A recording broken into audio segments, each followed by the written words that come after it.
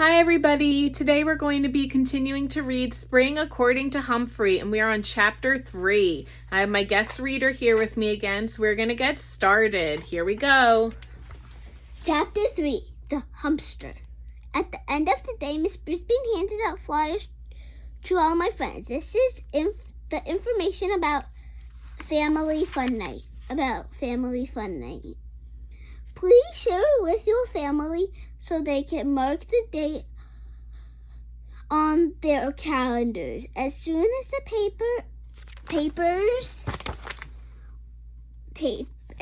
papers were in my friends' backpacks, the bell rang and they raced out the room. Slow down, Simon was the first student out as usual. Hurry up, Harry was the last student to gather up his coat and hat and leave room 26. Miss Brisbane straightened the papers on her desk. Then she came over to the window and looked out. I hope we see more signs of spring soon, she said. We usually do by now. We saw the crocus, I reminded her. Miss Brisbane looked at me and smiled. I imagine that you are ready for spring too. She looked over at Og. That you're ready. Oh, how about you, Og? Og didn't answer. He just dived into the water side of his tank. He just dived into the water side of his tank and started swimming. Miss Brisbane chuckled. At least you have a swimming pool year round.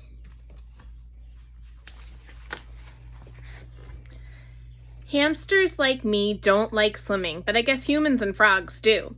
After Mrs. Brisbane was gone for the day, and before Aldo came in to clean, I told Og I was going to visit Gigi. I wanted to make sure she saw the flower in the snow before it was dark.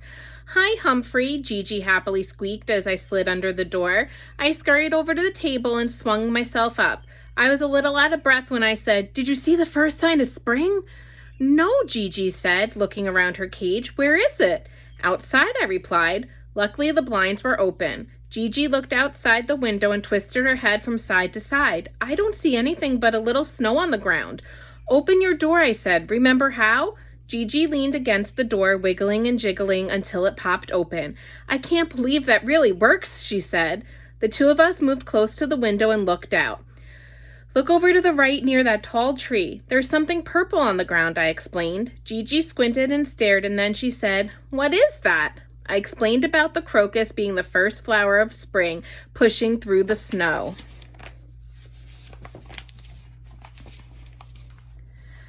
I didn't think flowers grew when it was cold, Gigi said. I explained that they usually don't, but sometimes they pop up right through the snow. It's beautiful, Gigi whispered. I sat for a while staring out at the little speck of purple in the white snow. Finally, I asked, Did Miss Mac tell the class about Family Fun Night? Uh-huh, Gigi said. It sounds like fun, but will there be a lot of people there, and will it be noisy? Yes, I laughed. I think there will be a lot of people, and when people are having fun, they're usually noisy. Gigi giggled. That's true. She paused for a while, and then she said, Families are awfully nice. I nodded. I've been to homes with lots of wonderful families. I always get a warm feeling in my toes when I see families together. Me too, Gigi agreed. Of course, I don't have a family. I don't have one either, I said, but I must have had a family sometime. I mean, as mammals, we had a mother and a father and probably brothers and sisters. I can't remember, Gigi sounded sad. Neither can I said, but everybody has a family somewhere. Gigi went back into her cage. I helped her shut the door so it looked as if it hadn't been opened. I'm sorry the blinds are open, I said. At least I saw the crocus, she said, and Miss Mac said she left a note for Aldo to close the blinds when he's done cleaning. She knows I need my sleep. Leave it to Ms. Mac to understand a classroom pet. Sleep well, I told her. When I got back to my cage in room 26, I told Og all about my visit. Boing, boing, boing, he twanged when I talked about families. Do you remember your family? I asked him. He didn't answer. He just dived into the water with a huge splash. I'm sure you had a nice one, I said as I returned to my cage. I'm sure we all did, if we could only remember. When Aldo cleaned the classroom that night, he was restless. As he swept the floor, he muttered to himself, but of course Og and I could hear him. It's all happening at once, he said. Final exams, graduation, job hunting, and 2 new babies. It's too much. My whiskers wiggled as I heard him talking. Didn't Aldo want to graduate from college, get a better job, and be the father of twins? Aldo emptied the floor sweepings into the trash can. What if I fail? He said. You won't, I squeaked. Never, never, never. Og chimed in with a very loud boing, boing. I was surprised when Aldo laughed.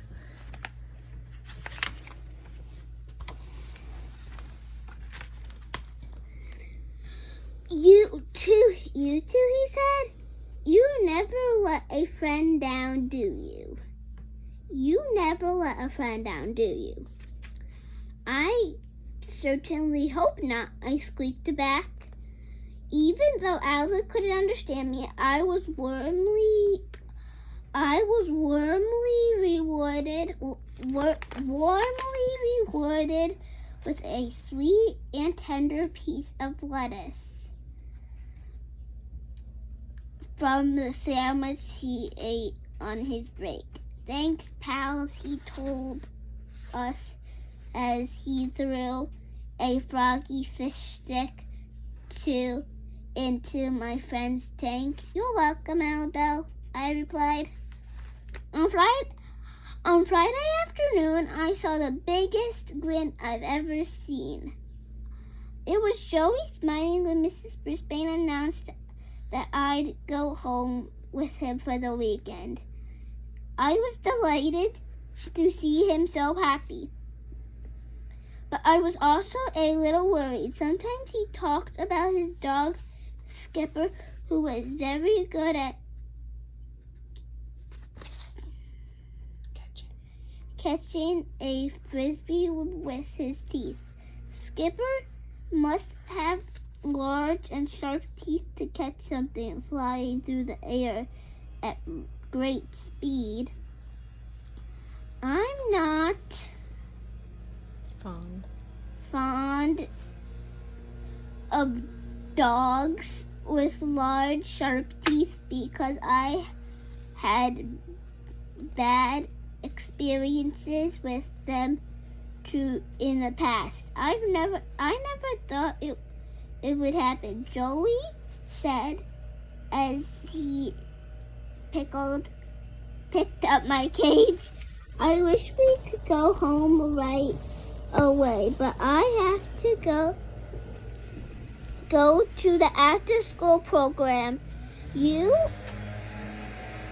away. I have to go to the after-school program. You away.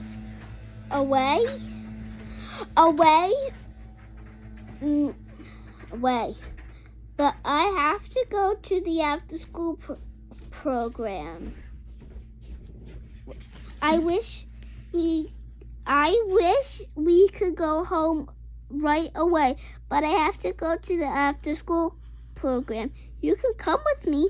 I've never heard of an after-school program before, but anything that has to do with school is fun to me. Joey carefully carried my cage and his coat down the hall.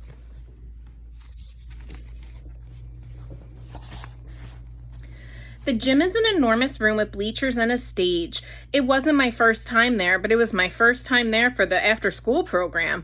I was happy to see many of my friends. Calm Down Cassie, Tell the Truth Thomas, Hurry Up Harry, and Helpful Holly from my class were there.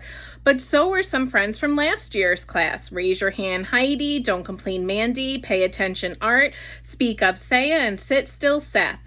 They all seemed so happy to see me. As soon as Joey put my cage down on a table, everyone gathered around. Humphrey the hamster, Art said. It's Humphrey Dumpty, Mandy said. That was the nickname AJ had given me. No, he's the Humpster, Harry said.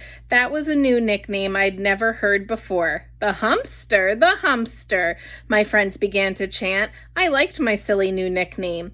Their chanting stopped suddenly when a loud whistle blasted and my small hamster ears began to vibrate. How, I squeaked. Of course I knew who blew that whistle. I'd seen it and heard it many times before. Mrs. Wright, the PE teacher and owner of the whistle, leaned over my cage. What is the hamster doing in my gym? I hopped on my wheel and squeaked, getting some exercise. Oops.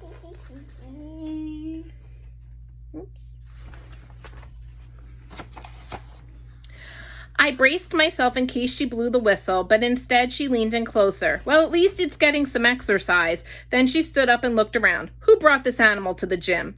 Joey stepped forward. I did. I'm taking him home for the weekend, but my mom won't be here until 5:30, so I thought he should come with me.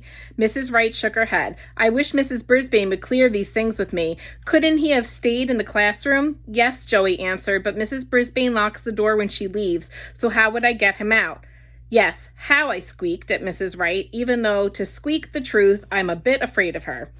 No pets allowed in the after-school program, she said. Can you imagine what this gym would be like with dogs and cats and rabbits and hamsters running loose all around the gym?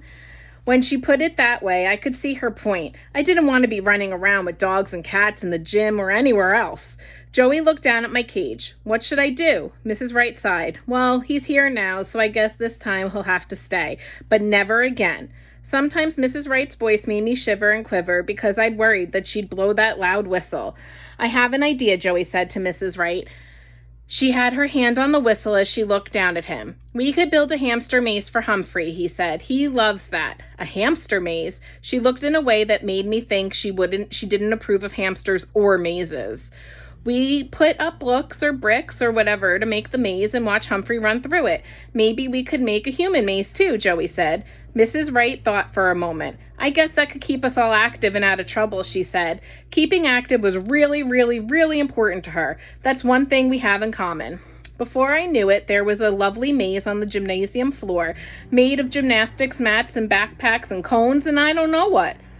There I was, running through it as fast as my paws would take me, and there were my friends all cheering me on. It wasn't until I got to the end that Mrs. Wright blew her whistle. Eek, that was loud, but when my friends shouted, yay, hamster, I felt hamsterific. Next, my friends all ran through the maze, and I think Mrs. Wright was pretty happy to see them moving. Faster, Harry, you can do it. Go for it, Mandy, she shouted. When she wasn't blowing her whistle, she actually seemed like a very nice human.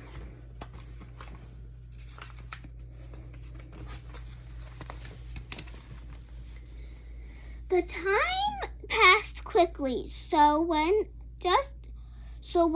just Joey's mom showed up, I couldn't believe it. It was 5:30 and time to go home. Wait